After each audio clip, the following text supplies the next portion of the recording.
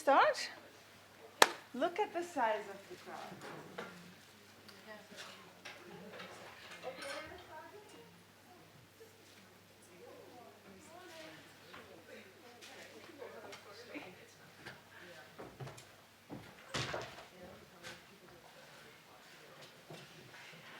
Okay, so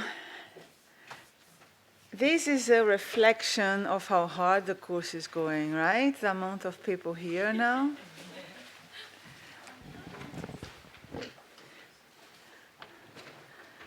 Shall we? Okay, we will continue with multiple regression. That will be our last lecture on multiple regression. Of course, we can always come back if you have questions. As well, there will be another training on multiple regression on the upcoming Friday. This time with report writing and critical appraisal of a paper. Let me show you something. I'll read it because it's very important. You know, I have noticed during the training, which have been very busy, luckily, that some of you are kind of panicking when it comes to fitting multiple regression models. I understand it because you're doing that. Some of you are doing that for the first time. And then you ask yourself, how am I going to handle the concept, the practicalities, fitting the final model, and etc. Therefore, it's very important to bear in mind what these people said, right? A well-designed model is, after all, a judiciously chosen set of lies, or perhaps more accurately put, partial truths about reality, which have been chosen so as to permit us to reason more effectively about some issue than we otherwise could. The model must be an oversimplification if it's to be tractable analytically. Optimality model constructions must be based, and that's very important, guys. I will rephrase it. Optimality model construction, so which are the criteria you are going to use to select your final model, right? Must be based on the trade-off between these two desiderata: accuracy of representation of reality and usability in the analysis. What I'm missing is theoretical substantiation, right? So you need to be able to juggle the underlying theory, okay, the accuracy of representation, and how useful your model is. There is no recipe book for finding the model that you want to present at the end. There are some recipes of how not to fit and to find a model, okay? But how to find the best fit one, I cannot provide you on a golden plate. It's a matter of you actually working with it. So another thing, and this is available in the paper in Eleo, Models in Epidemiology, right?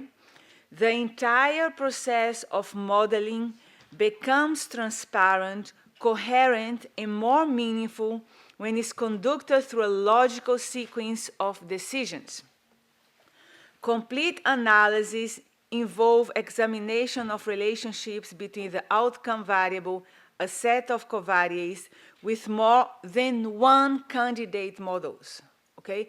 Every single time I'm in the exercise, I'm asking you, now fit now that, and fit now that. And I cannot go and throw at you, do the final model. You have to go through this process and slowly but surely. And at the end of the day, as we are going to see today, I'm going to continue the analysis that you conducted, okay? And at the end of the day, we are going to still have to step back because the model is still not good, right? But this is a process when you're analyzing data with statistical models, right? Successful model is part science, part statistical methods, part experience, but a major part is logic and common sense, okay? So let's see, with this in your mind, the lecture today will be divided in 3 parts, and I hope to be able to do all of them. We have 2 hours. If not, part 3 is going to, especially log transformation, I'm going to push to next lecture.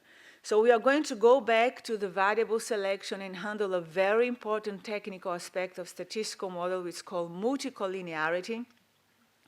Then I'm going to introduce to you the dummy variables and how to work with dummy variables in a multiple regression context.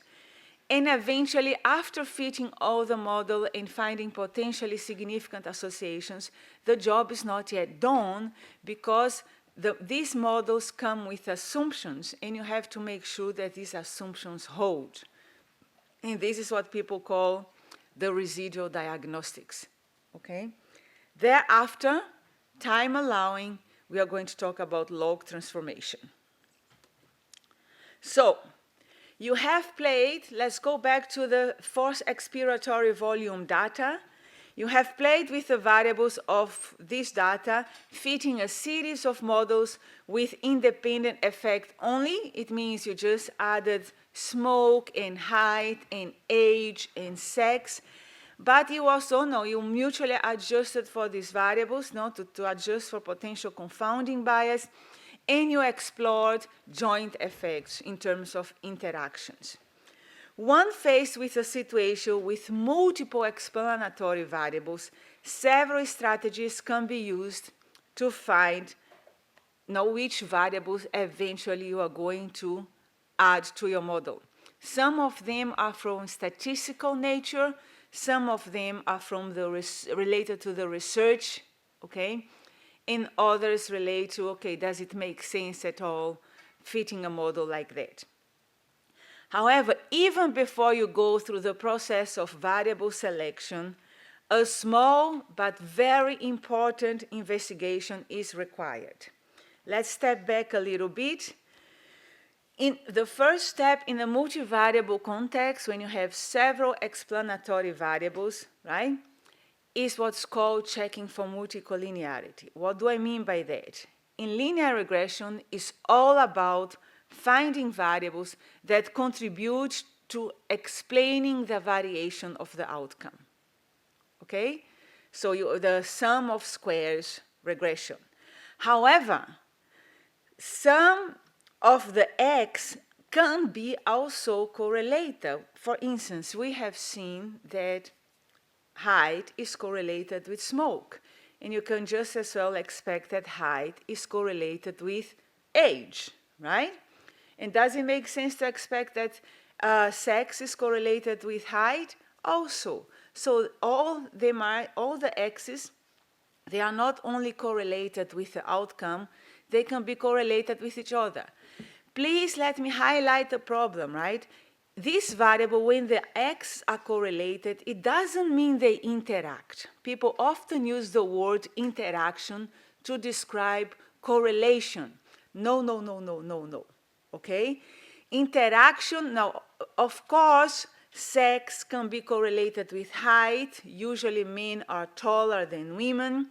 But interaction will mean that the effect of sex on FEV is going to depend on height, and vice versa.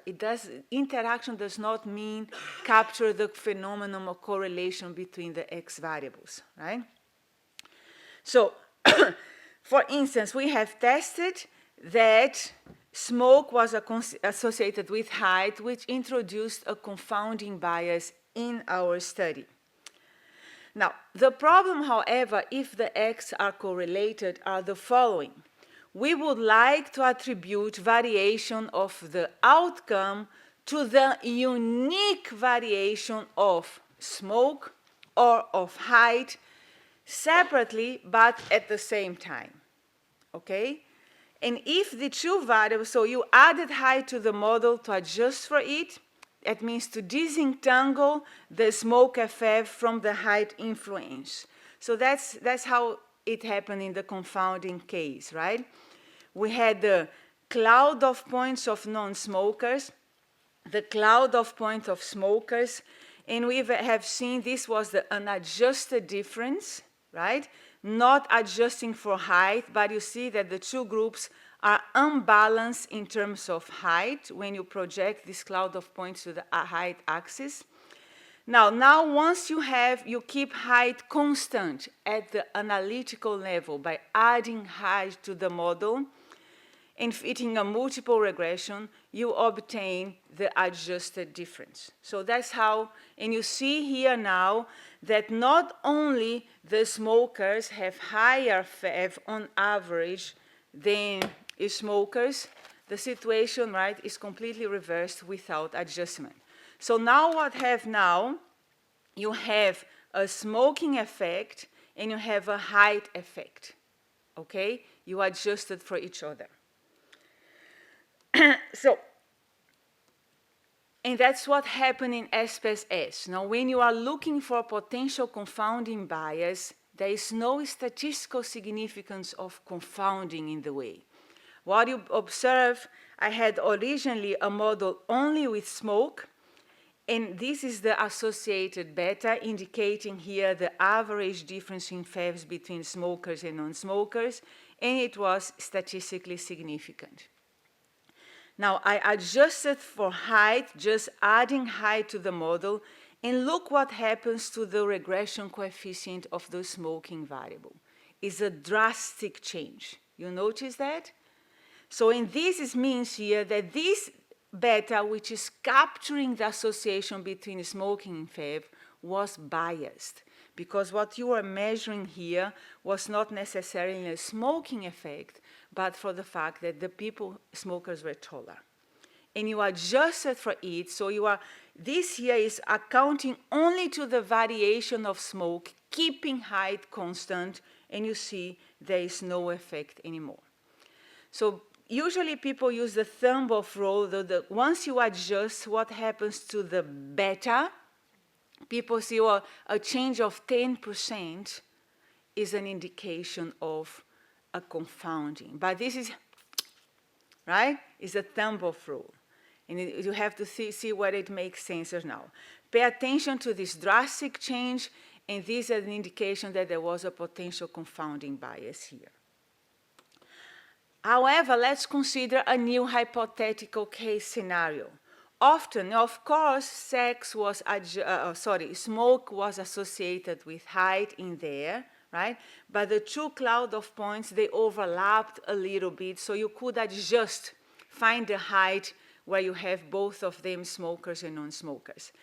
But sometimes the correlation between the X is so strong, right, that it leads to problem in fitting a statistical model. It's so strong that the proportion of variation that's explained by X1 is almost the same that's explained by X2. Okay? So it's all, when you add extra, when you add extra variables to the model, you want to add to extra explaining the variability of X, one that the other did not cover, right? Is unique variation. But if they are strongly correlated, they are going to explain, if X1 is moving in the same extent as X2, they are going to explain the same proportion of the outcome, right? Introducing some redundancy. Let's imagine how such situation look like. So let's go back to the FEV data. This is now a hypothetical case scenario, okay? So I have here the cloud of points of smokers and non-smokers. And you see there, guys, that they don't overlap at all, right? Now, when I'm talking about small height, I am automatically talking about non-smokers. When I'm talking about taller people, I am automatically talking about smokers. There's nothing in between, okay? So they are not overlapping. So you call this case scenario here is, adjusting for this difference doesn't make any sense at all because there is no height that's shared by both groups. Can you see that? So in this case, people talk about, you talk non-smokers, you are automatically talking smaller height. You talk smokers, you are automatically talking taller people. In this case scenario, the two variables here are completely confounded. it's impossible to disentangle one from another one, right? So, so they say here they are fully allied, and that's when you introduce what's called multicollinearity. They are almost deterministically correlated. You want to have a typical example? If you talk BMI, body mass index, no, there is very little overlap in there, but you talk larger BMI, you talk women. You talk smaller BMI, you talk men, okay? Because of the relationship, women usually have naturally more percentage of body fat in the body. So these are the cases in that the variables can be absolutely confounded. How to disentangle it? It doesn't make sense talking about adjusting for a height that's not shared by these variables. So this is what's called now a Venn diagram to tell you, to a kind of a metaphor to allow you to understand. So what you have is you want to explain the variability of your y, so these shared variation here are shadowed, by the explanatory variables, right? In this case here, you have some kind of shared, now they are correlated. You see x and 1, they shared variability as well. That's the pink part. And some of this variability, they try to explain this, the same proportion explained by both of them. So, which is uniquely attributable to x1 is this part, and uniquely attributable to x2 is this part. So you want to make sure to use this information. Now in this here, that you have x1 and x2 who are not correlated and each explain the variability of y separately, right? They are not correlated. But this is a bad scenario here, okay? Because you see almost the whole variability that's explained by x1 is, now x2 is already explained in x1. So you have here the two variables share too much of variation among themselves, right? That's when you have a scenario where you can have multicollinearity. Multicollinearity means basically that the explanatory variables are strongly correlated. Now that can introduce confounding if you don't adjust for each other. However, if this correlation is too strong, it leads to problem in the estimation of your model. So how to check for that? Let's have a look. Multicollinearity occurs when there is a strong linear relationship among one or more independent variables. The inclusion of both of them in the model is problematic for the estimation. This problem arises because the inclusion of both of them adds to no more information to the model than the inclusion of only one. Back to the Venn diagram, one more time. The purple area represents, just imagine here, that's the information used by the linear regression for estimating the regression coefficient, capturing the association between x and y. So if you have to think about information in the sense of the amount of information that's entailed in the data to estimate beta 1. Now, this is easy to imagine that you know that smaller sample sizes have usually less information to estimate the average than larger sample size. We've seen that. And people actually can quantify it mathematically what's the amount of information that's entailed in the data. So then you have to think. The black area is the unexplained, the variability that's unexplained or not attributable to x. If you have this purple area is very large, right, it means that all this information is used to estimate the beta, and if the larger the information, the smaller is going to be the standard error of this beta, the variability, the sampling variability of this beta, right? So this is the metaphor that I'm going to use in terms of how the information affects the variability, the standard error of the associated estimated parameter. Now I have the case where you have some kind of, I have two variables, x and w, and they want to use to explain the variability in y, and in two case scenarios. Now what you see here, that x and w, these two explanatory variables on your right, they have a huge proportion of shared information. And although both of them, you see there, they are explaining this proportion of my outcome, only the blue and the green parts is the information available to the unique variation of x and the unique variation of y. The whole red is shared variation. Okay? So this is the case where you have the extrusion. So it means that if I have little information available to estimate the beta associated with x here, the standard error of this beta is going to catapult into the space. So the standard error gets, because the unique information for x only is very small. So what happens when you have multicollinearity, the standard errors of your betas, they just get too large.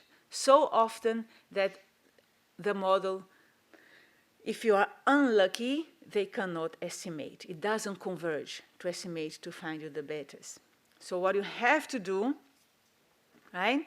You have to try to come up with a solution. First of all, you have to be able to identify it, whether the variables are just modestly correlated or so much that it can introduce this kind of technical problem in your estimation. Let's go through the questions here.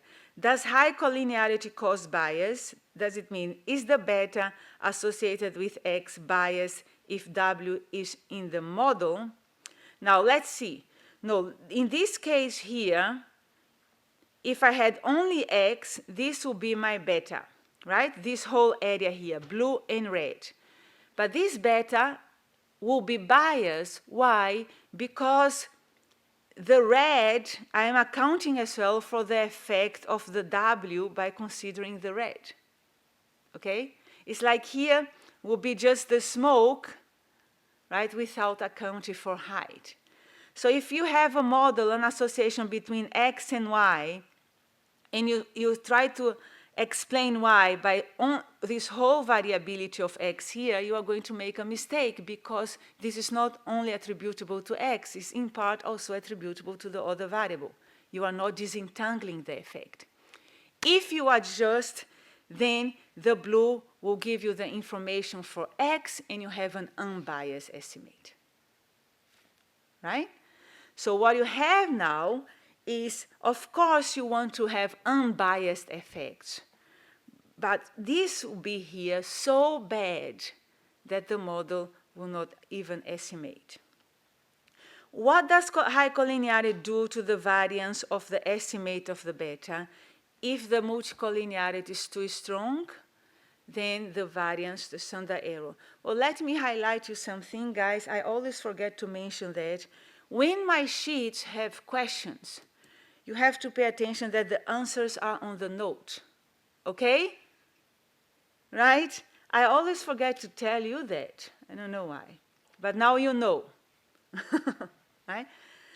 What happens if the diagram, in the diagram, is if x and y become perfectly collinear, then you have a problem. Because adding both of them is not helping the model at all. So what to do in this case? Now, first of all, right, back to the data, to the FEV data.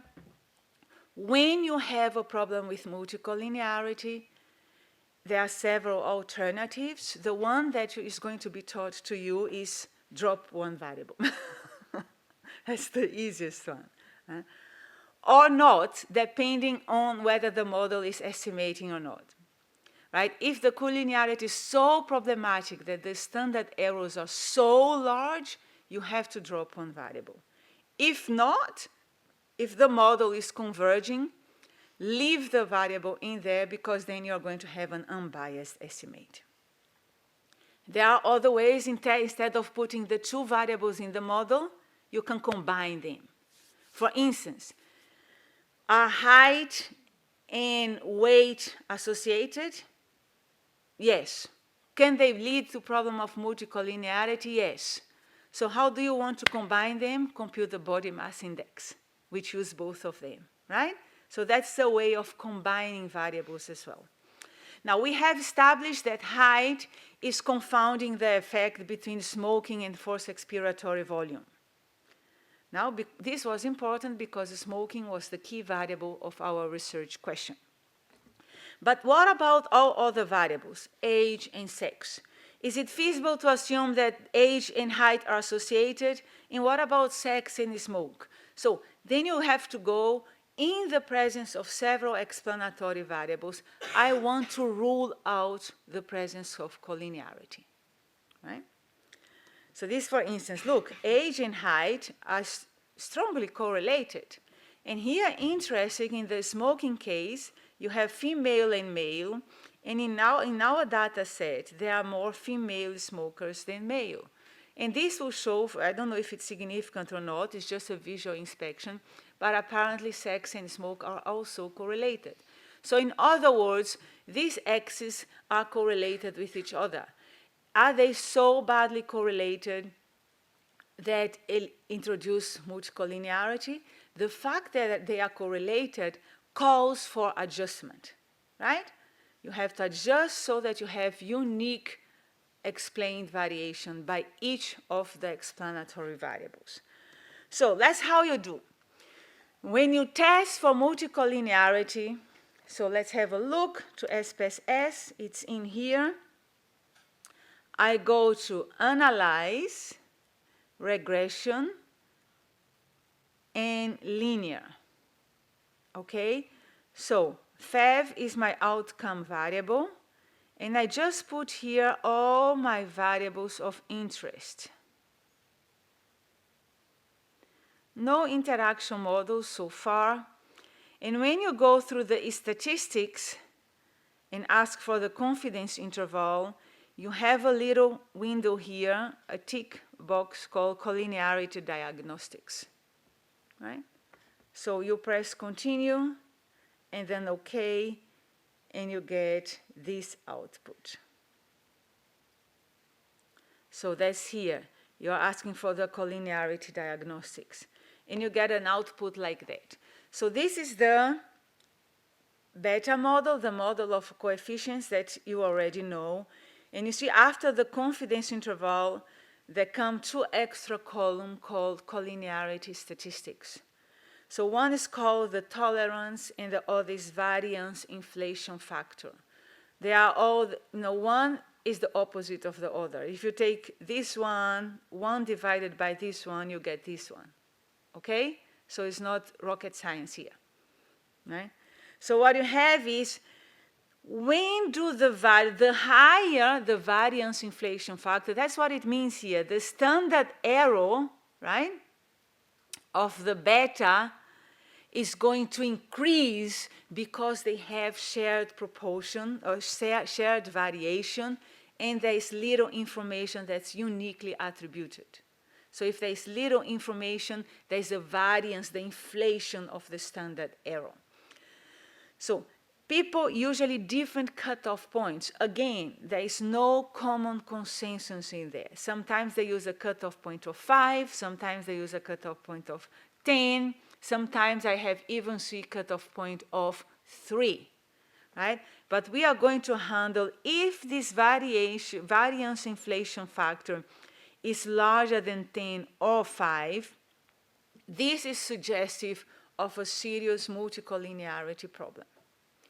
In our case, they are all below these cutoff points. And you see here, you see age and height, how they are large. It's because they are strongly correlated. But they are not as badly correlated as to jeopardize the estimation of your models or to lead to a serious problem of multicollinearity.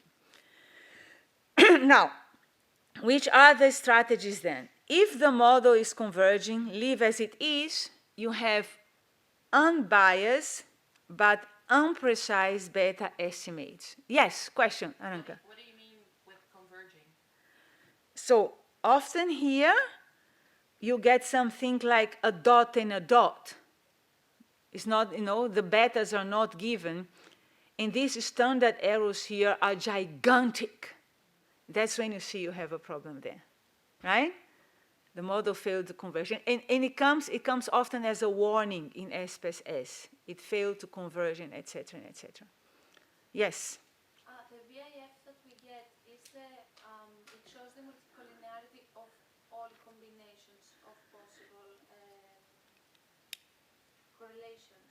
Okay, ask her. I forgot to give the microphone. Ask one more time. So the VIF that we get, is it a linear of, is it from the combination of all possible correlations between variables? Okay. Now, look, this question is very interesting for one reason. Often, when people go in the first step, I didn't do that intentionally, right? Thanks for the question. When they go for this test, instead of before going to the multicollinearity, they go and make a correlation matrix to see the pairwise correlations of all variables, okay? Now, there is a problem with the correlation matrix here. First of all,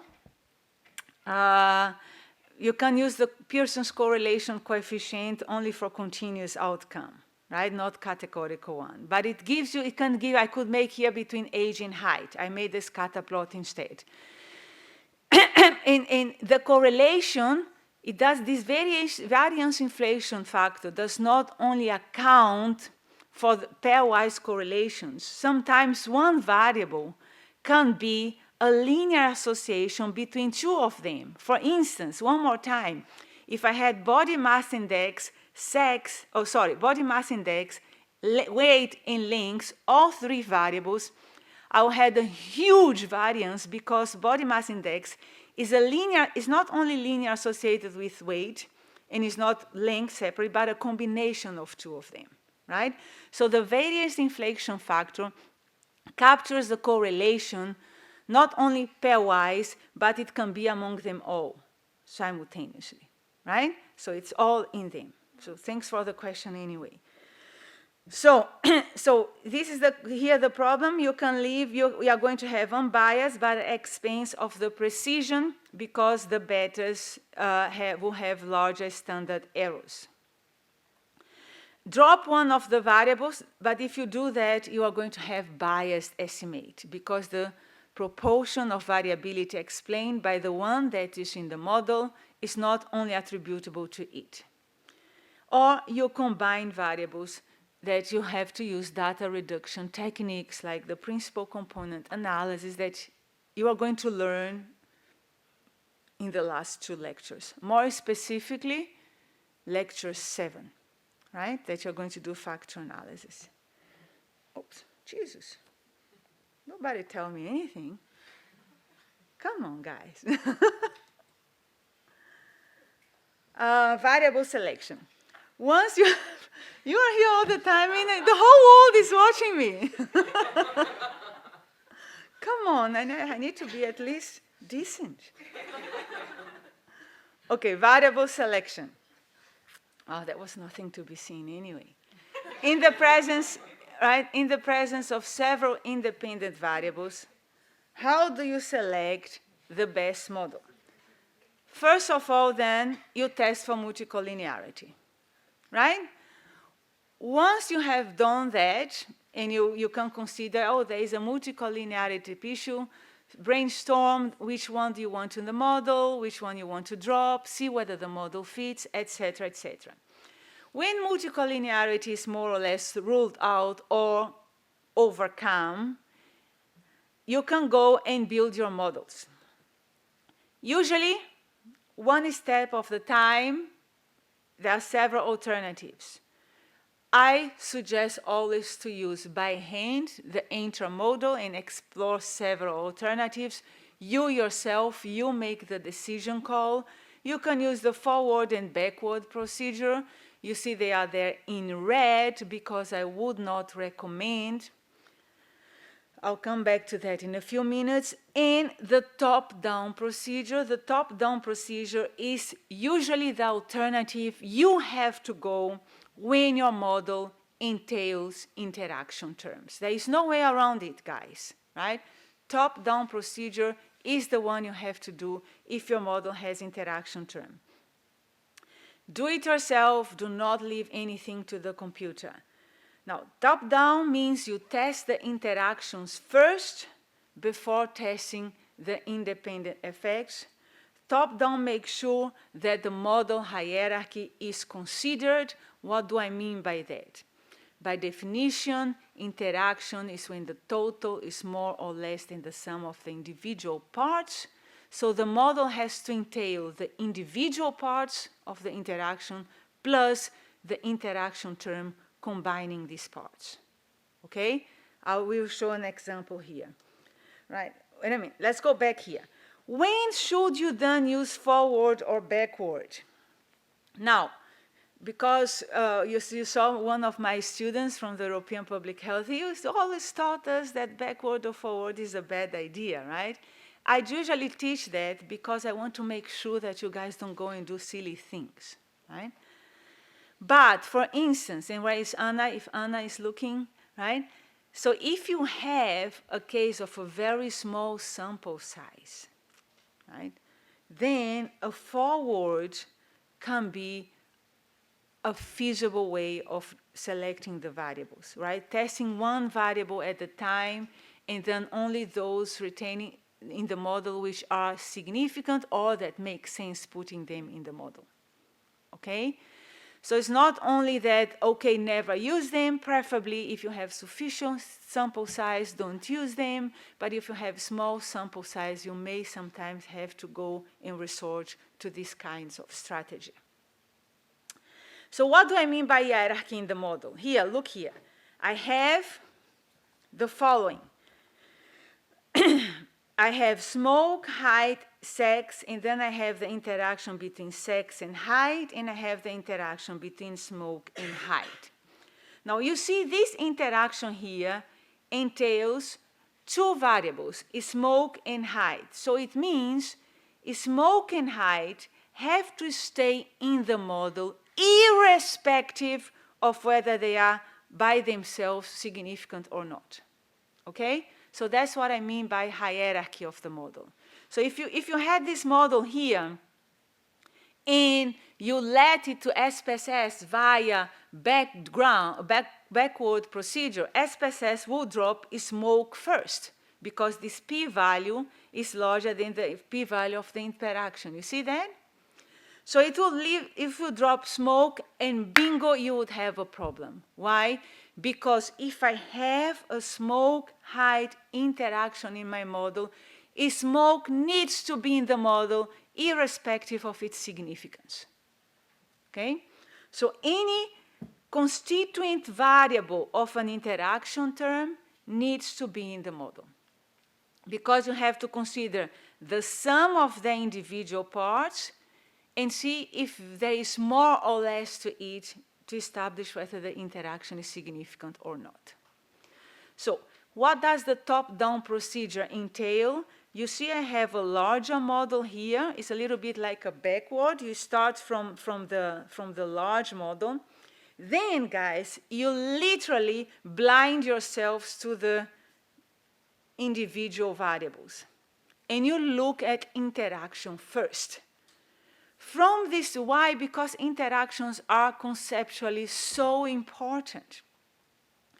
Contrary to confounding, interaction means, look, there are different effects.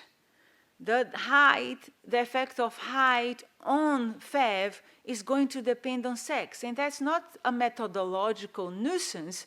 This is something that potentially provides you some insight and a better understanding of the phenomenon you are studying. Okay? So you look at the interaction first. From these two variables, which of the interaction is not statistically significant? So this is the interaction smoke and height.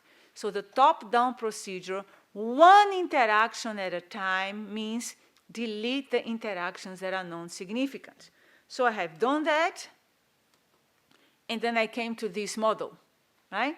Now I go again, look, as long as I have interaction in the model, I look at interaction first. So I have interaction sex and height, and I see here is highly significant. This means, whether you want or not, that sex and height have to stay in your model. So of course they are by themselves also significant, but who cares if they have independent effects? Because what this model is showing that they have also joint effect, and that takes precedence. And the other variable that now you could drop will be smoke, because it failed to reach statistical significance, and you see the confidence interval here covers the zero. Then is the question, how would you want to drop smoking variable from a research that was set up to study the smoking effect? Okay? So you would have to report it with the confidence intervals. Why is that important? For the future, because in people, you are not the only one studying smoking and the respiratory functions, there are other people who take, and further people are going to combine all the evidence, run some meta-analysis, and etc. Therefore, all this information of the uncertainty of your beta are of interest. Okay? Questions about top-down procedure? Yes, Aranka. Why is there no interaction term for sex and smoke? Oh, why there are no interaction terms for sex and smoke? I could have put it in there, I just didn't. Right? Well, what that mean? You make, no, that's something as well, right? I don't have only two-way interactions. I can have three-way interactions. What about the interaction between sex, height, and smoke? Right? Look what happens. If you want to test whether they affect the sex on, on FEV depends simultaneously on height and smoke, you have to fit a three-way interaction. Fitting a three-way interaction will mean you have to have all sex, height, and smoke in the model, all potential two-way interactions, and then one three-way because of the hierarchy, right? So you would have, the model will look like that if I had a three-way interaction, right? Sex, height, smoke, height, sex, interaction, sex, height, interaction, smoke, height, interaction, smoke, sex, then interaction, smoke, height, sex, right? So, can that happen? Yes. Well, huge cohort data set, people test from multiple interactions, three-way interaction, et cetera, et cetera. You need a huge data set for that, right? Does the model become untractable?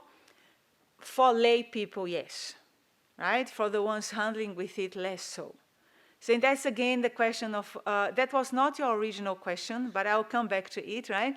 That's what happens is the more model too large, are you going to fit, it's better than to stratify the model and fit two-way interaction in different strata. This is a kind of thinking you have to do when fitting a model. Back to the smoke-sex interaction for Naranka, I didn't fit it because I am still in the process of finding the best fit model, right?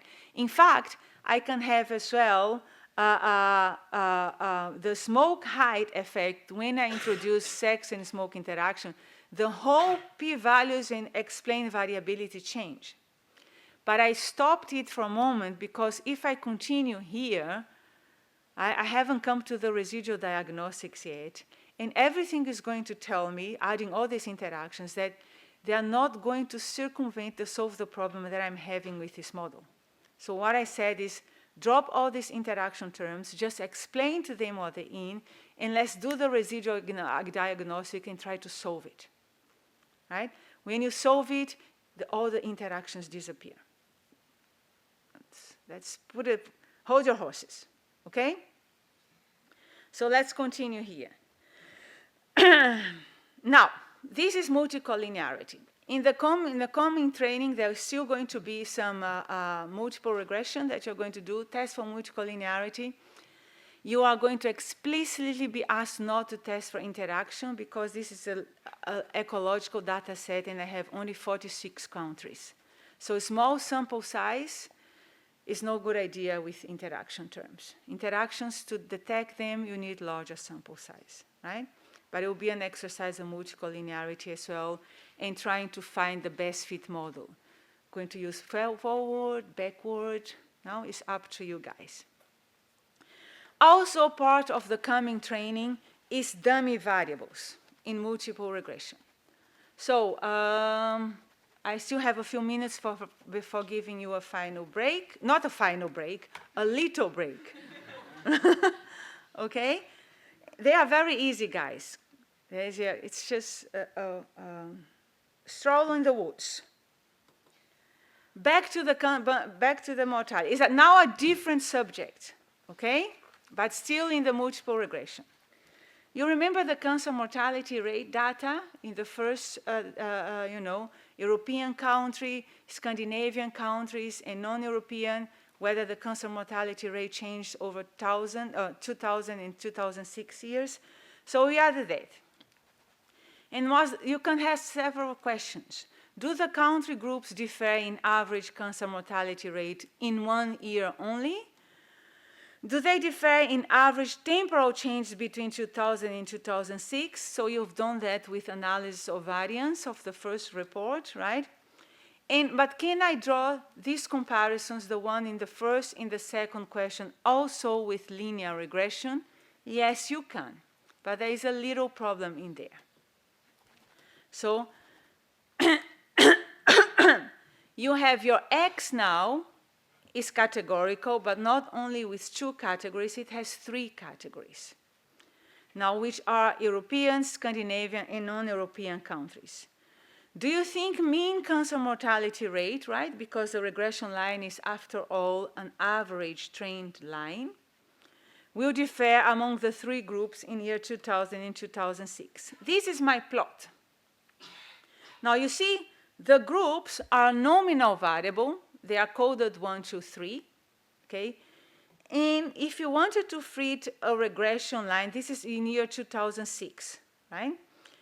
If you define group here, first of all, if you want to make a scatter plot and group is tested as nominal, you see the regression line is going to be switched off. The one that you click to find the regression line is switched off. If you go there and define group as here as scale, you're going to fit the regression line, but this regression line is going to be funny because it's going to be like that, right? So it's a regression line. One of the assumptions of regression line is linearity.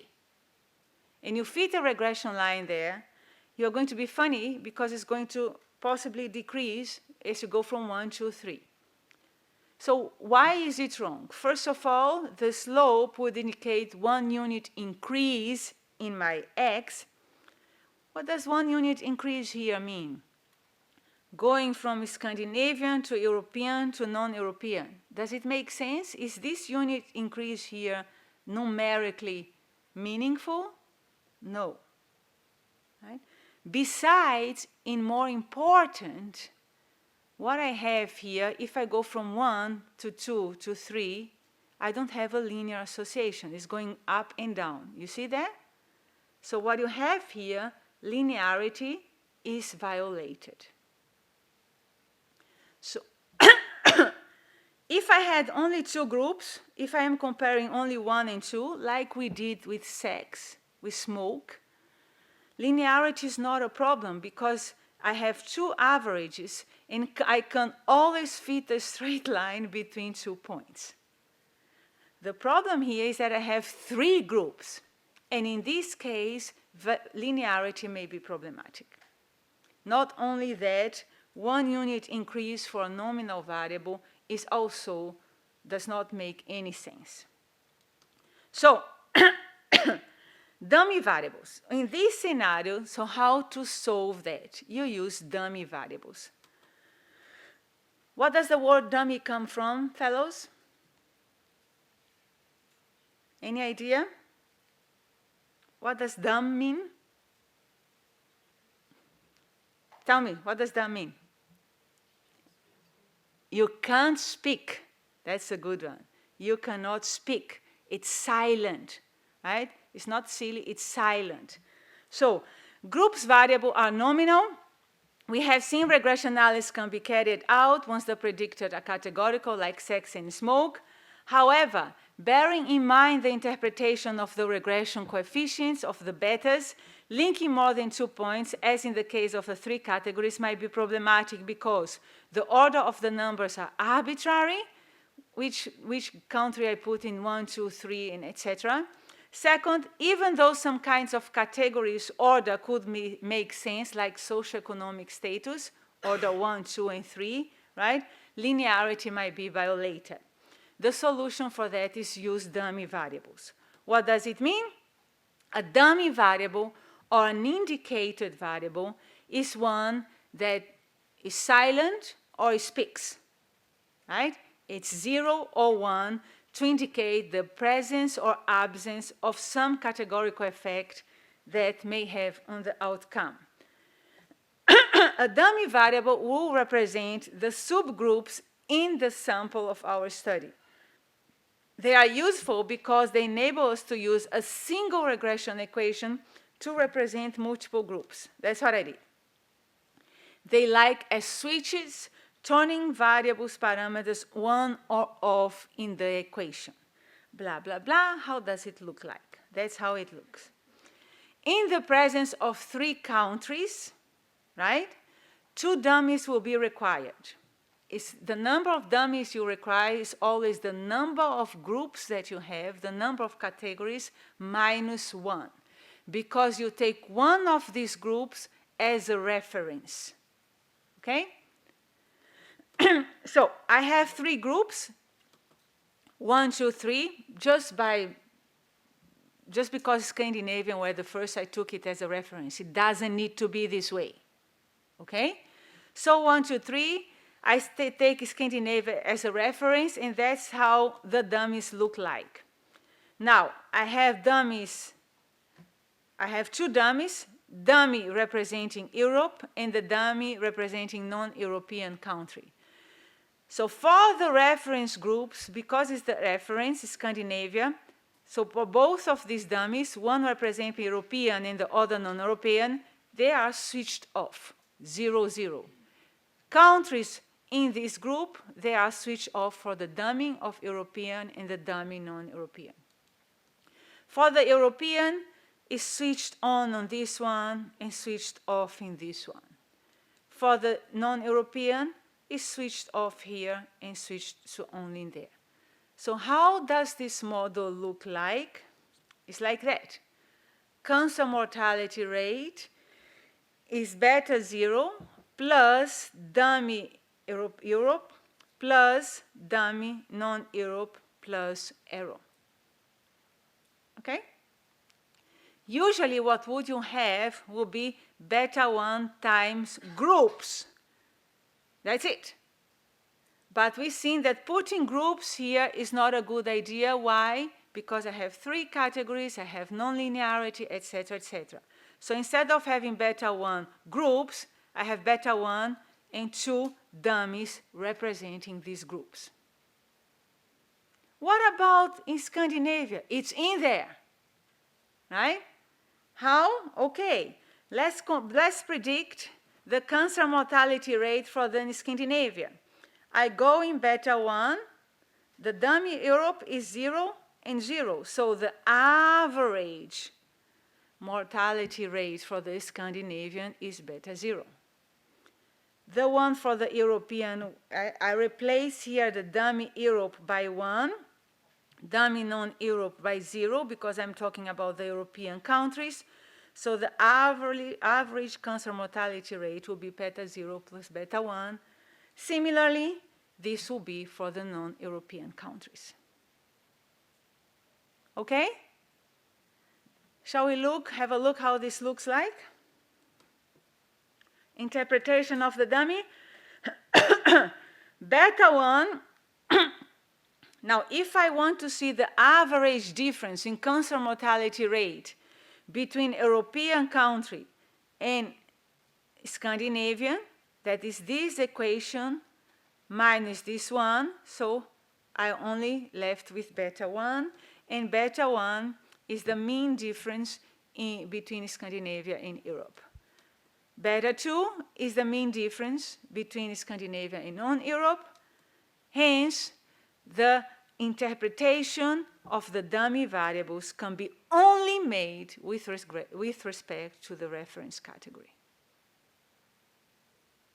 Okay?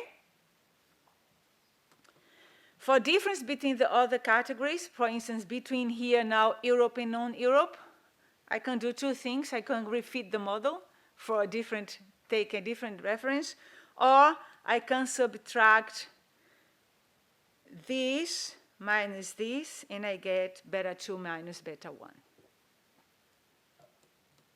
Okay? So that's how it looks like, guys. I have now two regression lines. This distance is beta 1 and this is beta 2. Yes, question, wait a minute.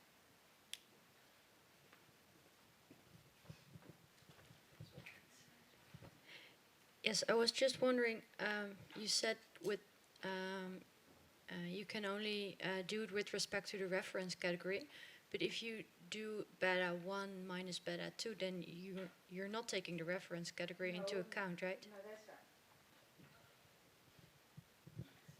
No, if you fit a model like that, right? If you fit a model like that, with Scandinavian as the reference, you can have the point estimate, you can subtract this one minus this one, and this beta 2 minus beta 1 will give you the average difference between Europe and non-Europe, but without statistical significance and without confidence intervals, only if you want the point estimate. If you want associated confidence intervals and statistical significance, you have to select a different reference, right? So a matter of which reference to select is up to you guys. Is actually advisable to inspect the plot, first.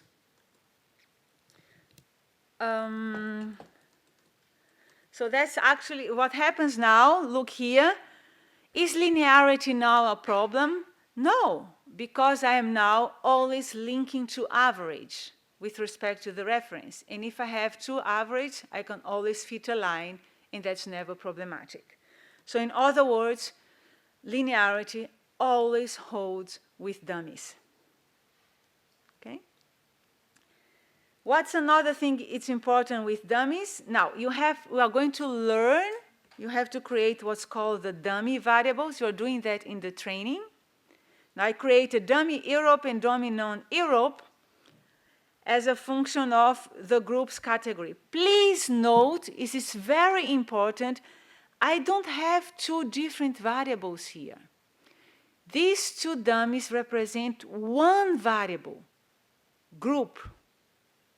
Okay? Now, I fit them, just with them, nothing extra, and that's the output I get, right? The R squared, the partitioning of the variance, and the betas. So how to interpret now? So you see the European countries have an average increased cancer mortality rate of 11.5 deaths per 100,000 compared to Scandinavian countries. These, however, fail to reach statistical significance. The difference between non-European and Scandinavian is even larger in terms of magnitude.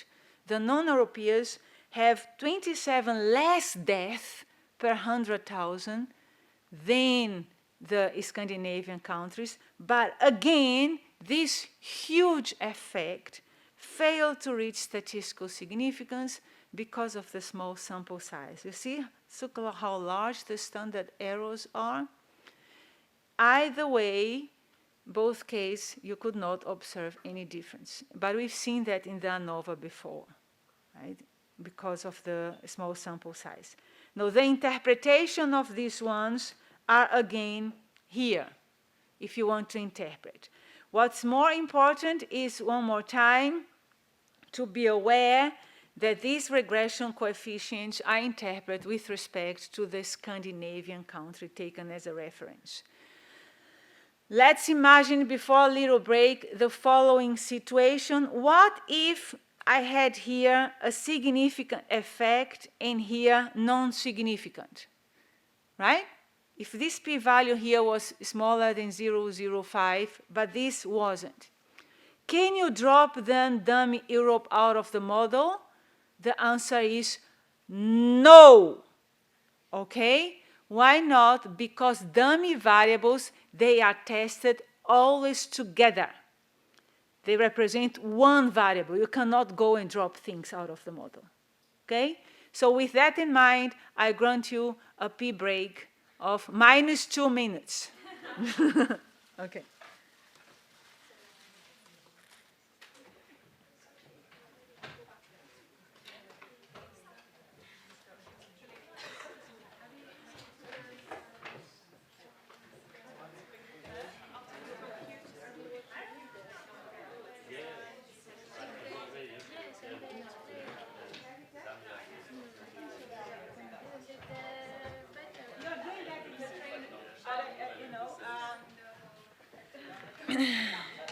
I don't want to be here. Okay, you do like this, right?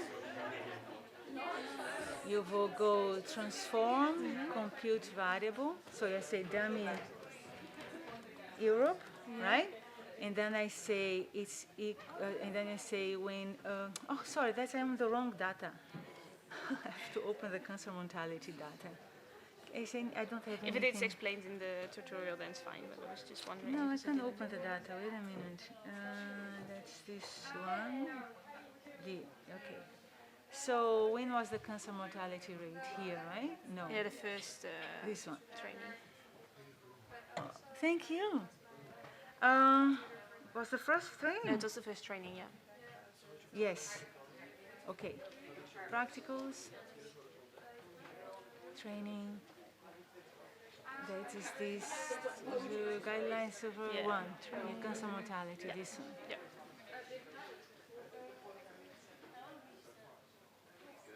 So you go here, right? Transform, compute variable, and you go dummy, Europe, and then you case where group is equal to, right? So and then it goes here. If I press OK, And then SPSS sees that it as a goes, dummy. and then you see if you go to there. Group is 2 because you have 3 Europe. groups minus 1 is 2. No. Oh. Group 2 means Europe, Oh, sorry. Okay. right? Yeah. Cancer. But I thought you had a dummy only 4, 0, and 1. Yeah, no, but wait a minute. I'll show you the dummy. Look, you see, dummy Europe is 0, 1, but it's 1 when the group is 2, Oh, okay. right? So you see, for all these groups here, there are 2. That's why when group is equal to, it goes here and gives me 1. Otherwise, it's all 0. Oh, okay. So I can compute now the same thing now for transform compute variable, then non-Europe, right? And non-Europe, and it's when group is equal 3. So I press OK, and you have, And Scandinavia is then group 1. yeah. Yeah. Okay, wait a minute, no. So you see, the non-Europe is Scandinavia is the reference. Okay. See Scandinavia here, they are all 0, 0. Ah, okay. Yep. Right? Yep. Okay, thank you. So you learned that in the training. Yeah, okay, great. Thanks. Okay.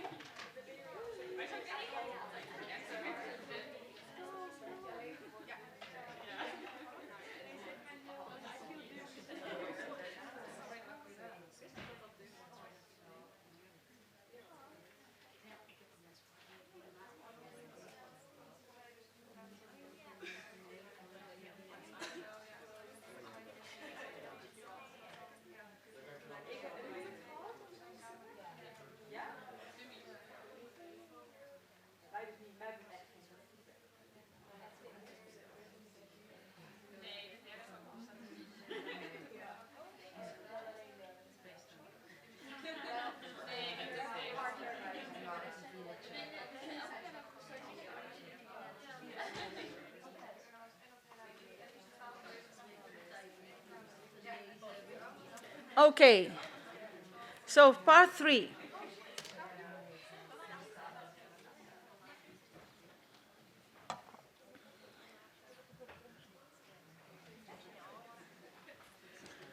So what have we done today? We continue with the idea of variable selection or fitting the final model. So the different channels you can take and ways and considerations that you need to be aware of. And we did so by the first step in so doing will be multicollinearity. And then if you happen to have one of the variables which is categorical, but it has 3 groups, right, 3 categories, it's wise often to replace these categories by dummy variables. So these 2 elements, okay, both of testing for multicollinearity and dummy variables will be a little bit of the focus of next training as well. And there is a different one. So once you have come up with your final model, you haven't stopped there yet. You still have to check whether the assumptions hold. Now, and you do that by doing what's called the residual diagnostics. And if one of these assumptions is violated, when we are going to see in which context, there is way of circumventing it by log transforming the data, which I'm going to check today as well, log transformation. Unfortunately, when it comes to the log transformation, we have to get down to the technicalities, a little bit high school algebra. You guys remember that? Is that too long ago? Is logarithm a concept for you guys? Logarithm? Right, so we need to get down to that, okay? And it's important that you kind of understand today because the logistic regression that we are going to start already next week is all about logarithm. So it's a good warm-up towards that. So let's take one step of time. So we go back to the simple model. Of course, you are going to be doing that at the end when you have all your model. Okay, but I'm going to take it back to slope, a simple regression model with FEV and height. Why that? You can see clearly here that we fit a regression line. And in this, the question is here, does the line, an average trend line, capture the average change in FEV as height increases? Does it represent your cloud of points well? Yeah, there is an increasing pattern, but whether this increasing pattern is really a line is open for discussion. But in science, that's what I say, is the trade-off between, have you ever heard of the Occam's razor, of the principle of parsimony? Sometimes you kind of trade off model complexity for better understanding, okay? So that's what Occam says. It does not to be complex if not necessary. So in this case, a line, but the linearity is not here what is bugging me the most.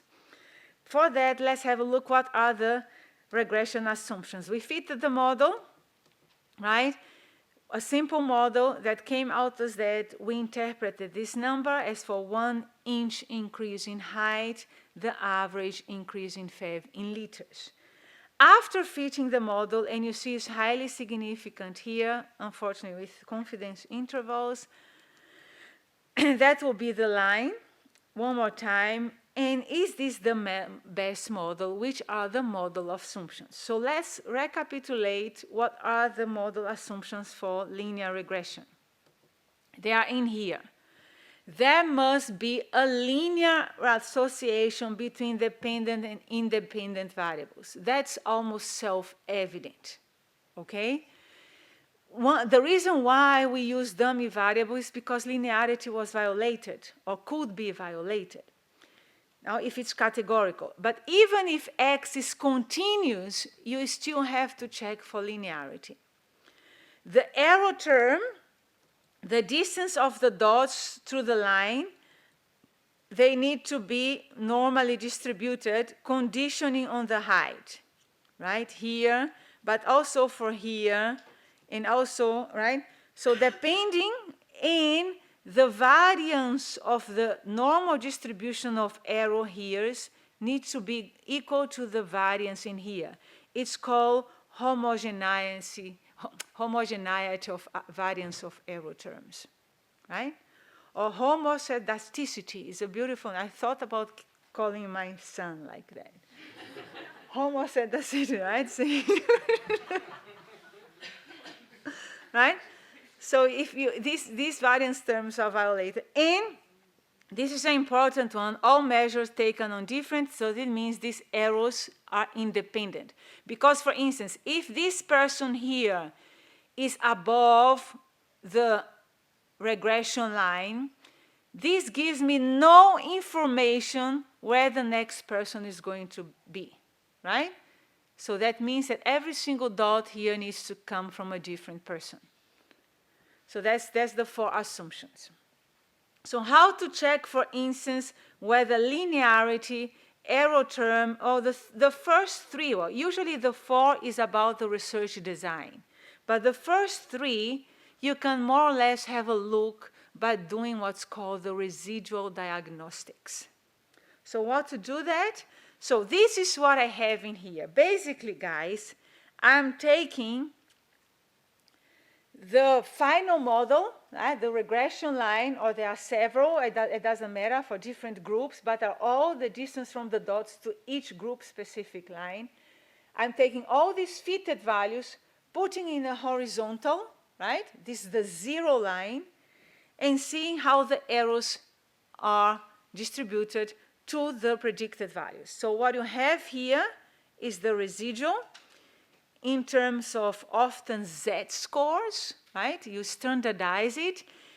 The 0 line are the fitted values according to the model.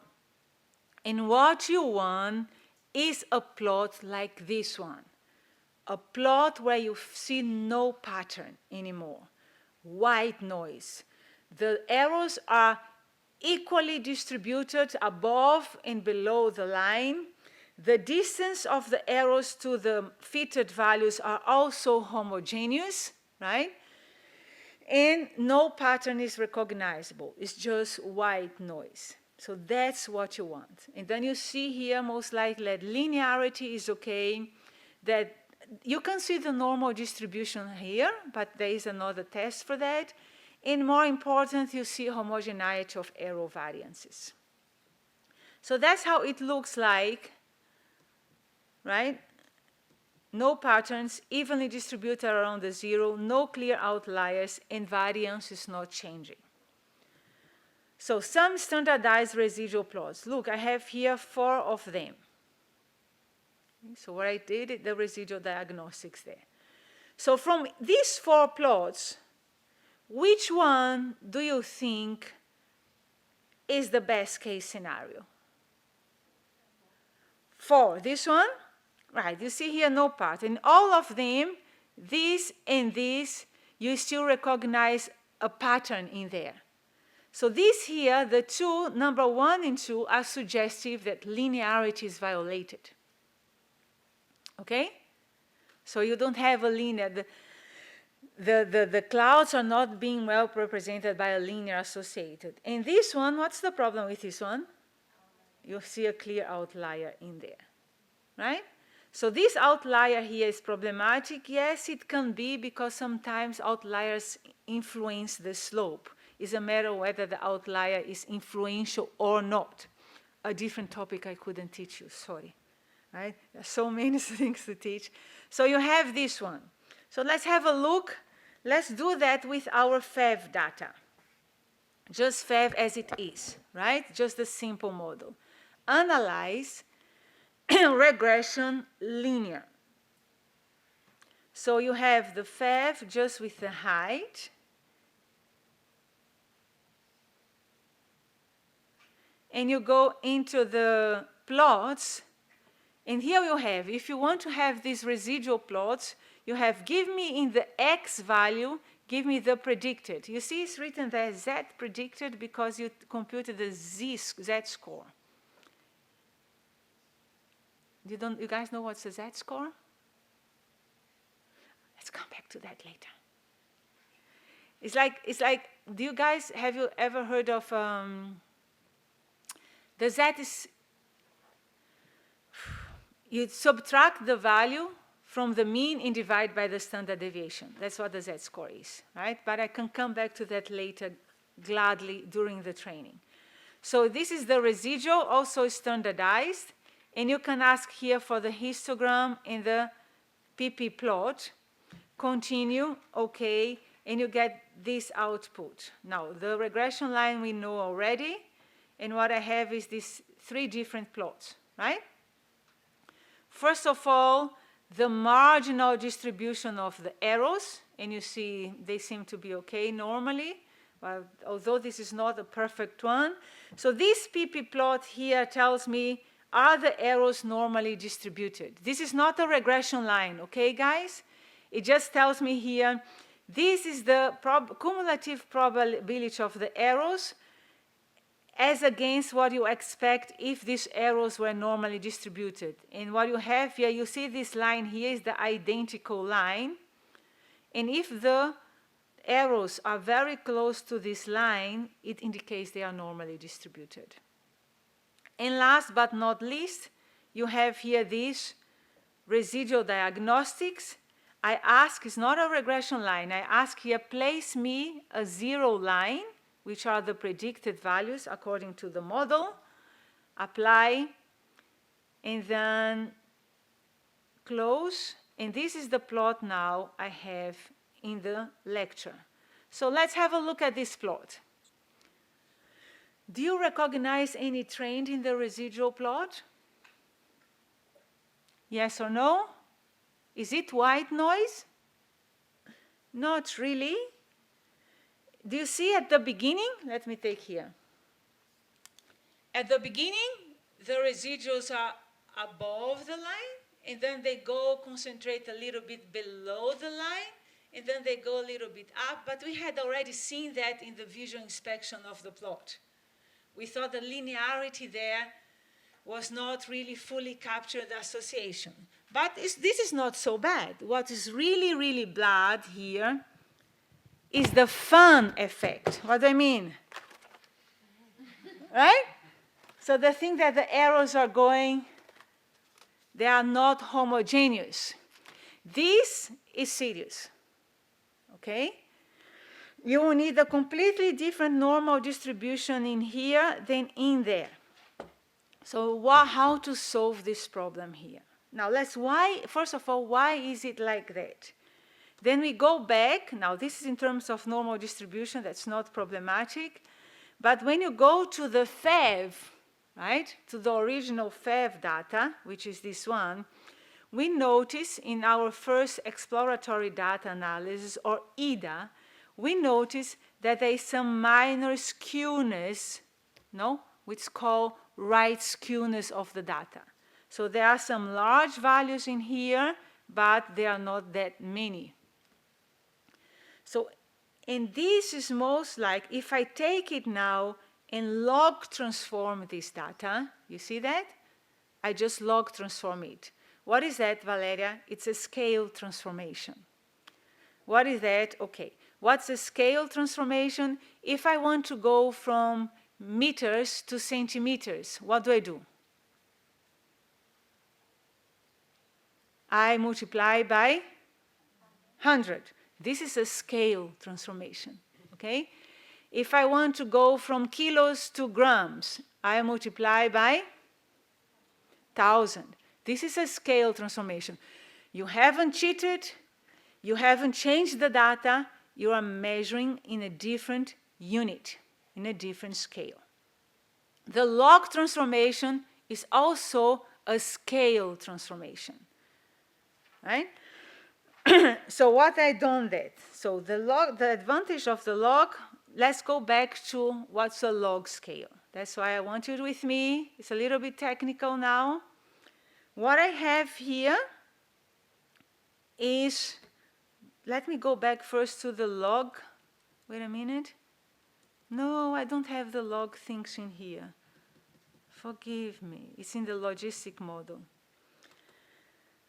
you guys know what a logarithm number, that's log, what's called here base is 10, right? So if I take here the log of 100 base is 10, it means 10 to the power of a certain number is equal 100. So what is this number? Is 2, right? 10 to the power of 3 is equal 1,000. So log 1,000 basis 10 is 3, right? So that's how you take logarithm. It's kind of an inverse of an exponent function. 10 to the power of 5 gives me 10,000. No, that's 4. Sorry, that's 4. 100,000, right? So 10 to the power of 0 is 1. 10 to the power of minus 1 and 0, 1. So I have here what you see, what is that the logarithm function does.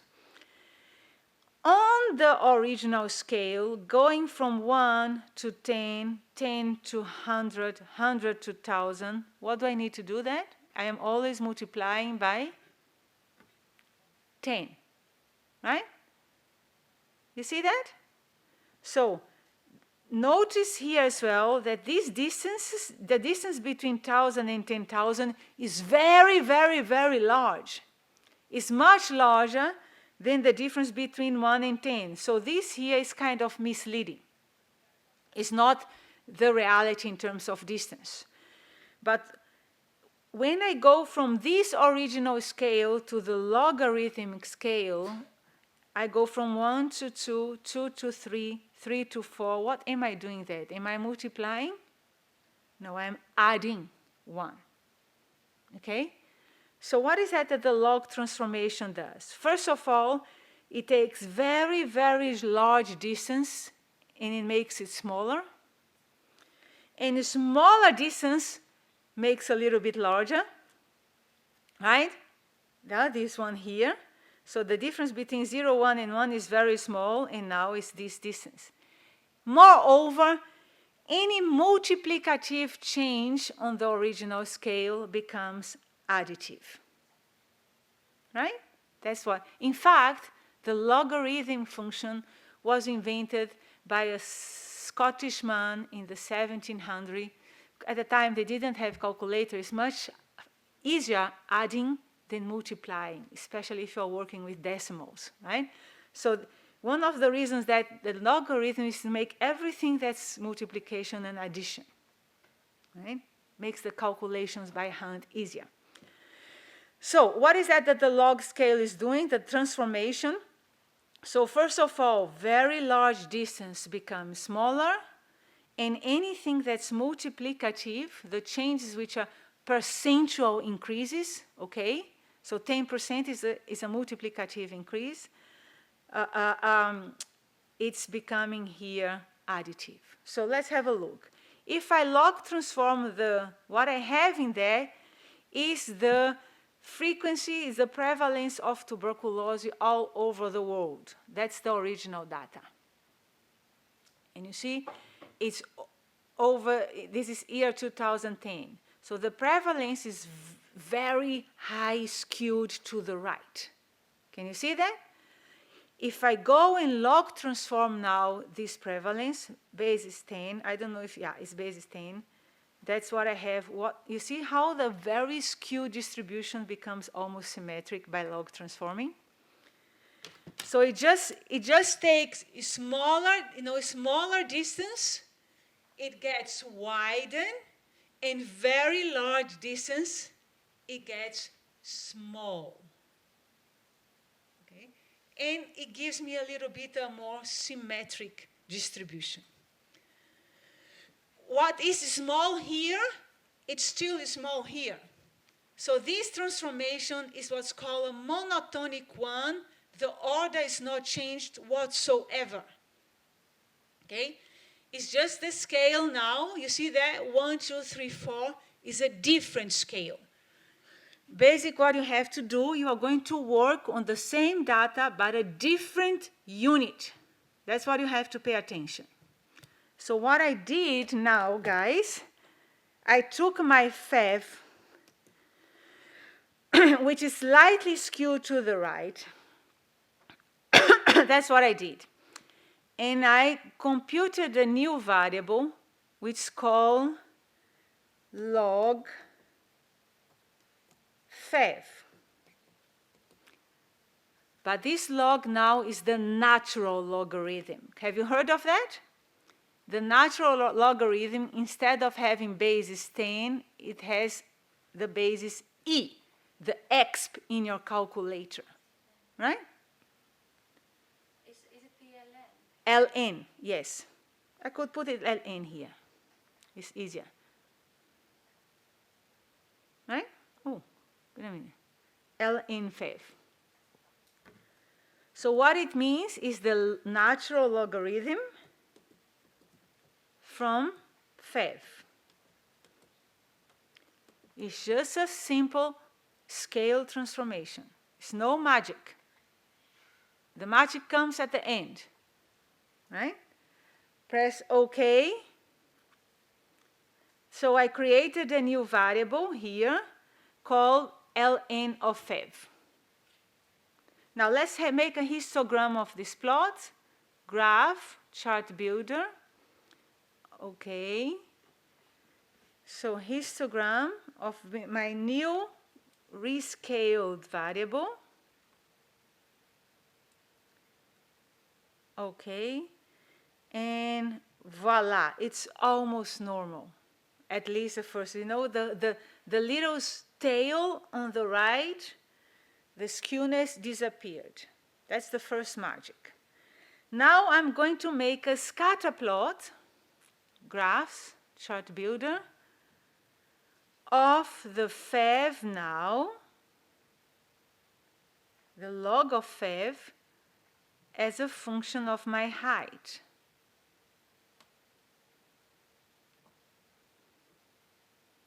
Are you ready? Drums, please. Voila! Look how pretty this is. Look at that. What do you see here, guys? Tell me, what do you see? What do you see? You see two things already. Go for it. What's your name? Zeus. Zeus. Zeus. Like Zeus? The Yes, Greek god? like the Greek god. Seriously? Yes.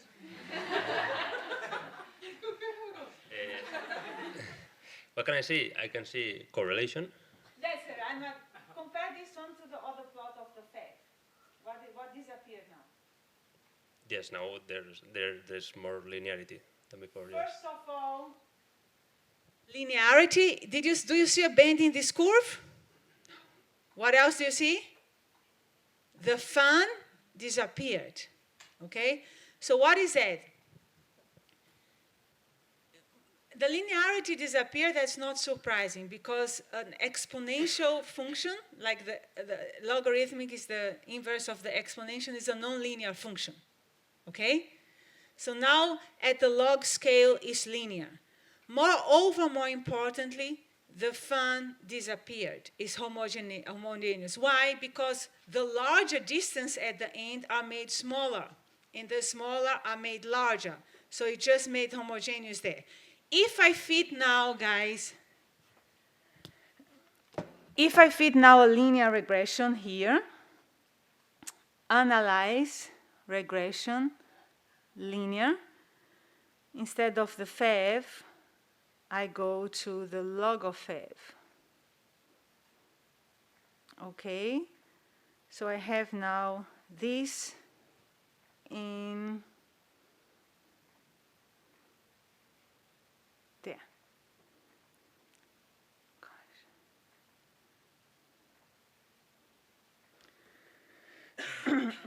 Why am I log transforming? My residual diagnostics, they indicated the homogeneity of error variances the assumption was being violated. Seriously. Linearity a little, but was not that worrying. It was really the homogeneity of error variance that really annoyed. So why did I log transform? Because that's what the log scale does. It takes large numbers, makes smaller, whereas it makes smaller numbers a little bit larger. Then I fit the regression line. Remember that the first regression model had an I-square of 75. Only by log transforming, I have a major improvement here on my I-square. It's now a 79. Not only that, so let's go here to here. My residual diagnostics tell me also, right, that I have now a better white nose in the residual plot. Now, this is better. Linearity improved, goodness of fit improved, residual diagnostics improved. Let's now interpret the model. So this is my output. And this is now my final model. Simple, okay? What I have here is that log of f, this is my new variable, is the beta 0 plus beta 1 height. And here is now the tricky part. How do I interpret this number, this beta 1? Just as in the simple regression, it is for every inch taller that a person gets, the average increase in log of f is 0.052. What the heck is log of f? Right? Can you please give me an interpretation on my original scale? I want to see how much is changed on the FEV, not on the log of FEV. So let's try and let's go and do that. My model was this one, right? The predicted value. Then I have my equation here, one is for a certain height. And this equation here is for height plus 1, okay? 1 inch increase. So I write down, I replace the height here by whatever height, I don't know, 60 inch, 50 inch, I don't mind, and here will be 51, right? Height plus 1. Now I subtract this equation 2 minus equation 1, which will give me the change in the log FEV by 1 inch increase in height. So this minus this one is 0.052. Now I go back to high school algebra, which tells me the subtraction of two logarithm, right, is equal to the log of their division. This is high school algebra. Right? And then I say, well, log FEV height plus 1 minus log FEV height is equal to the log FEV height plus 1 divided by FEV height. Now I get rid of the logarithm, but using the exponent. So this is taken away, and x to the power, and I see is 1.05. In other words, FEV height plus 1 is equal 1.05 times FEV height. So you see now the increase by every 1 unit increase in height is no longer an addition, is a multiplication. It gets 1.05 times larger. Or, in other words, a 5% increase. And this is also written in there. Okay? So, I log transformed, everything improved. The only thing that got slightly more complex was the interpretation. The interpretation means now that the changes in FEV by the increase in height are multiplicative, are not additive. They are percentual increases. Okay? Yes? So how do I know whether I should use the natural logarithm or the, well, with the 10 as the base? Usually, the question, you heard the questions, right? She was with the microphone. In epidemiological and biological science, people use a lot the natural logarithm all the time. Do you guys know lots of log scales that you are not aware of? Do you know any log scale that you hear all the time you are not aware of? The Richter scale. You guys know the Richter scale? Mm-hmm. The one for the earthquakes? It's a logarithm scale. If you're going from Richter scale 6 to 7 or 5 to 6, it's not one that is in terms of magnitude, it's a much larger, it's a multiplicative. Another scale, which log scale you are not aware of? The pH scale, right? It's also a logarithm scale. In fact, if you grant me 5 minutes, I will show you that your brain think logarithmic. Do you want to see that? Okay. Okay, let's have a look. This is again an interpretation in terms of what happens. Why log transforming the context? Logarithm transforming variables is a very common way to handle situations where non-linear relationships exist between dependent and independent variable, right? So you go from non-linear, you linearize it, and there are convenient means of transforming a highly skewed variable to the right. It just works to the right, not to the left, okay? Right, so, and it should not be a zero variable because you don't have a logarithm of zero. You can't use. Highly skewed approximate. So that's an example. Here's a typical example of the relationship between life satisfaction and GDP per person. You see? Kind of a non-linear curve, and then you have very skewed data here. You log transform, and then it becomes slightly more linear. And the smaller values, they got expand, and the larger ones, they get a little bit smaller. So let's, yes? What do you then use if you skew to the left? A different transformation, but I'm not talking about it. Right? They are more difficult, right? Okay. That is a very good question.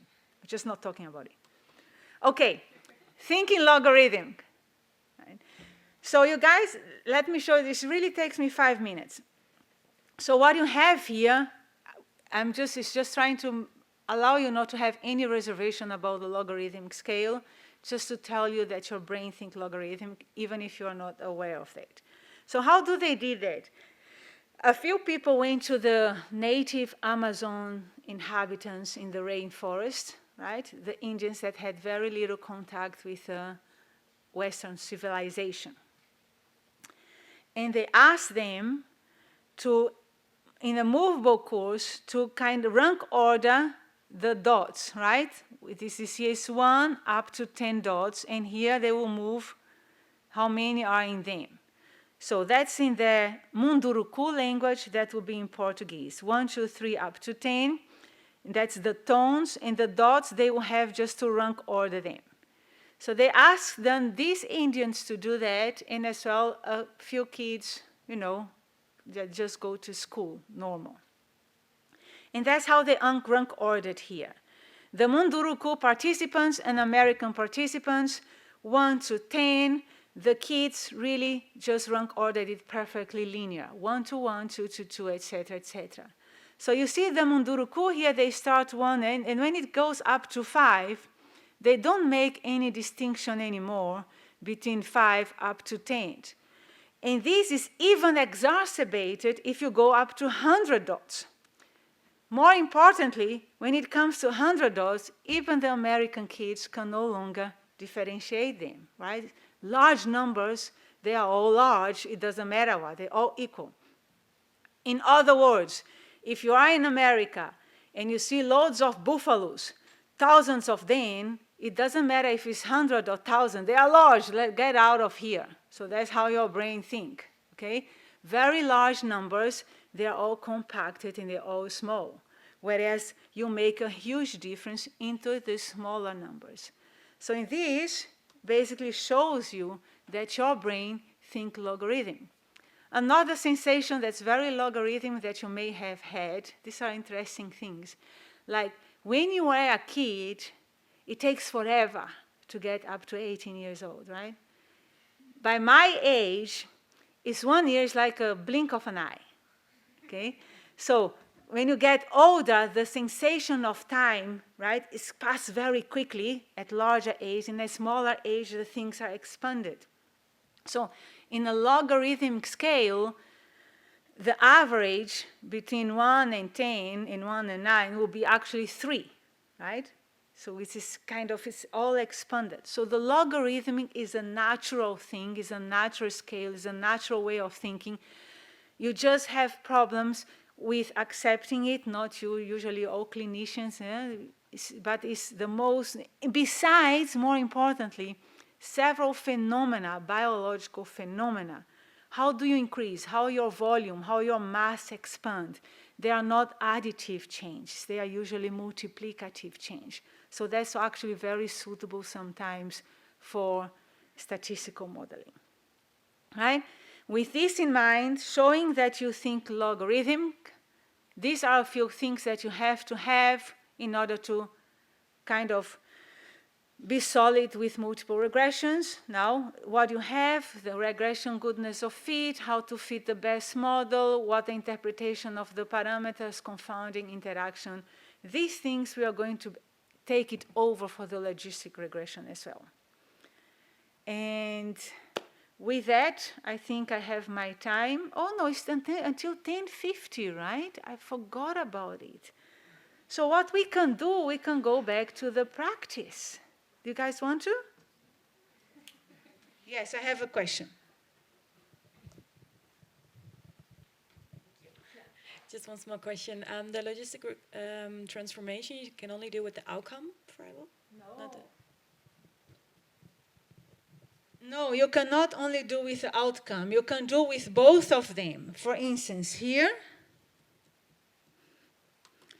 you see, this here was the other way around. They log transformed the x instead of mean life satisfaction.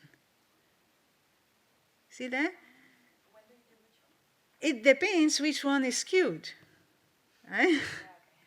So you see, if you look here, you see the GDP is very skewed. Now you can see already, if you project all these points to this scale, you see the huge concentration is in here, and very few have high gross domestic product, right? So this is advisable to log transform this one. Often you can transform both of them, but then the interpretation needs to be adjusted as well, okay?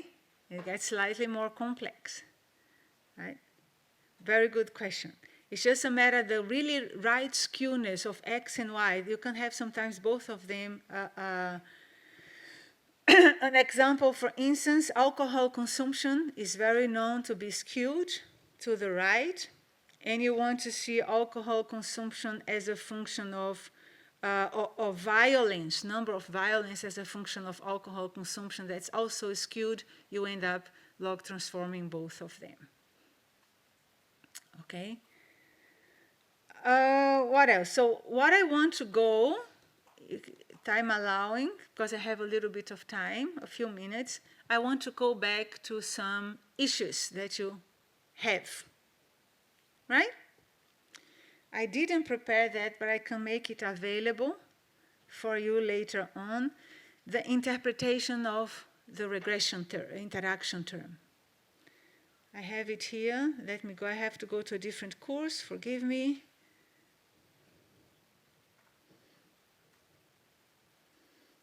That's me reading their assignment. Look. They really did well. They really did well.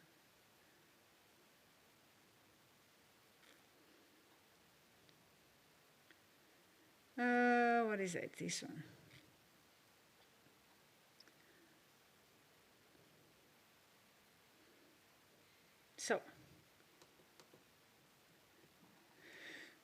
So this is the case of the confounding. Okay? That's the same data, the FEV and the high data. So in this case, it's awesome. because it's the same one that's a great data to teach multiple regression.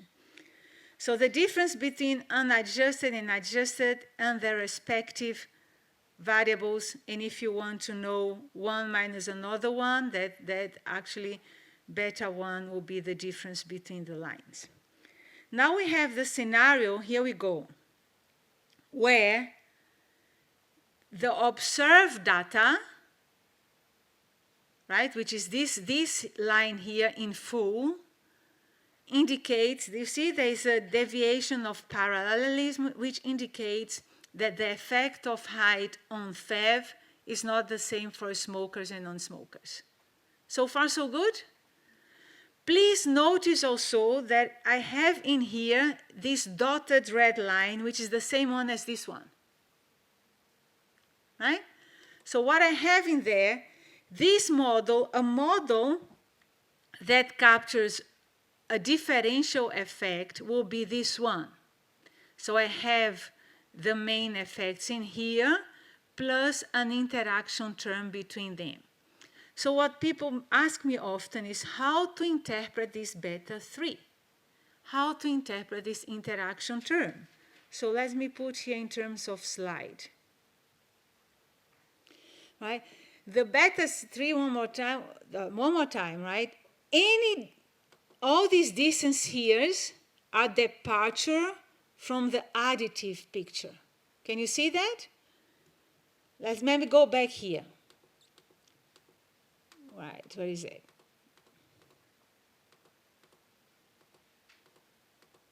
I want to compare, look here, I want to compare a smoker, where this arrow is, a smoker of this height, with this, where my arrow here is, with this non-smoker with this height, right?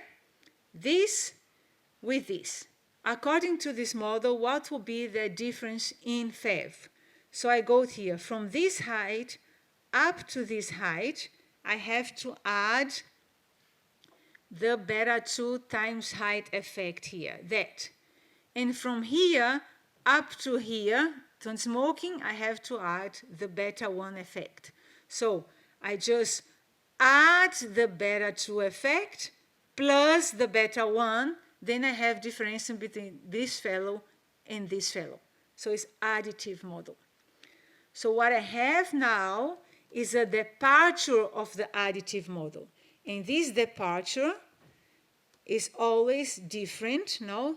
This departure here is the whole expression. It's not only beta 3, right?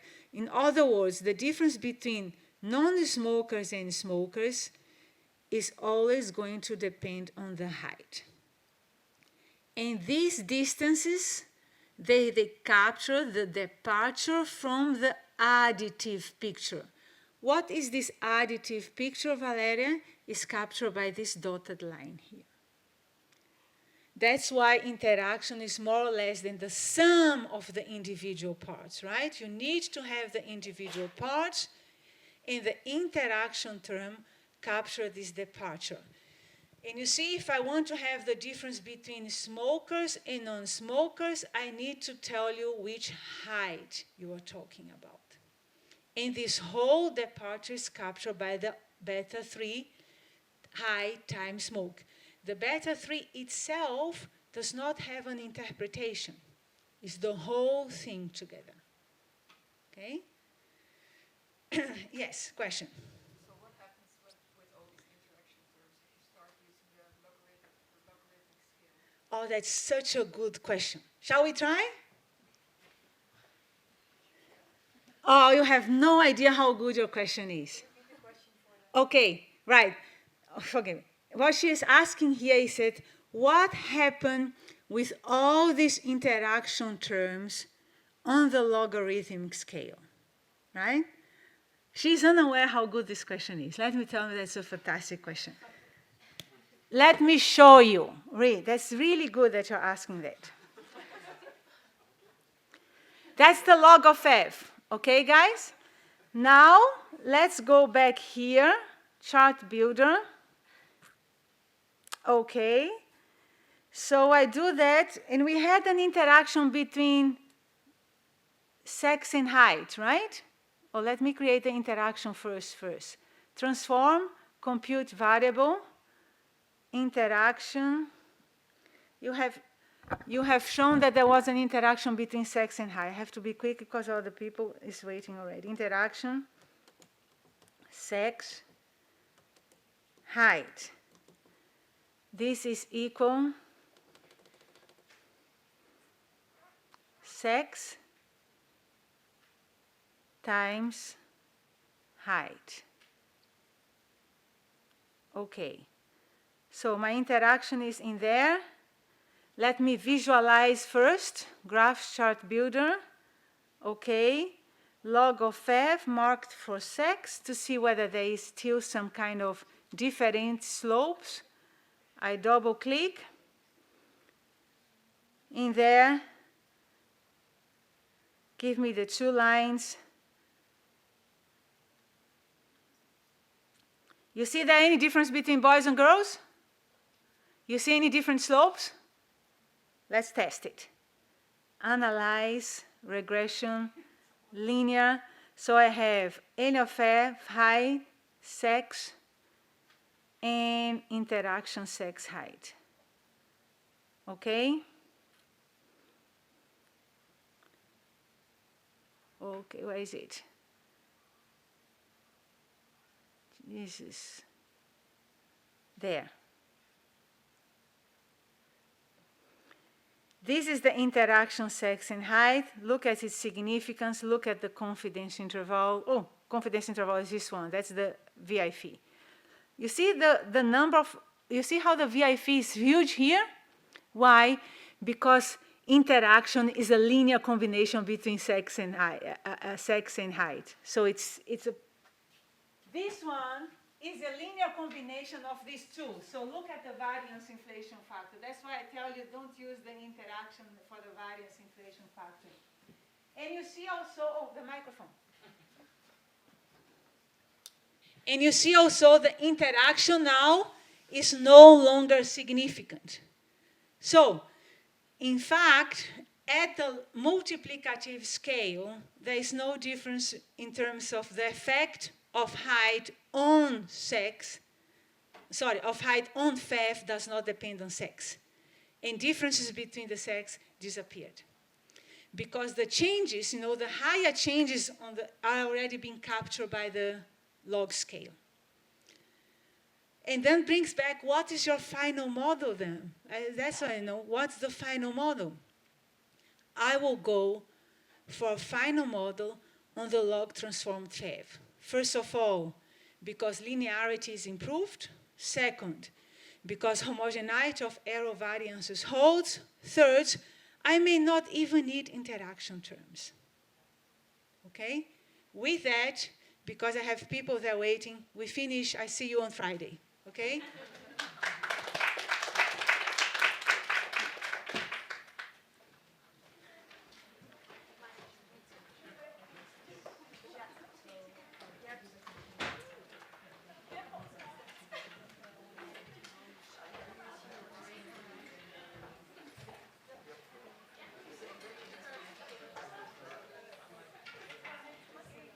Guys, we really have to be quick because of the people. They need to prepare.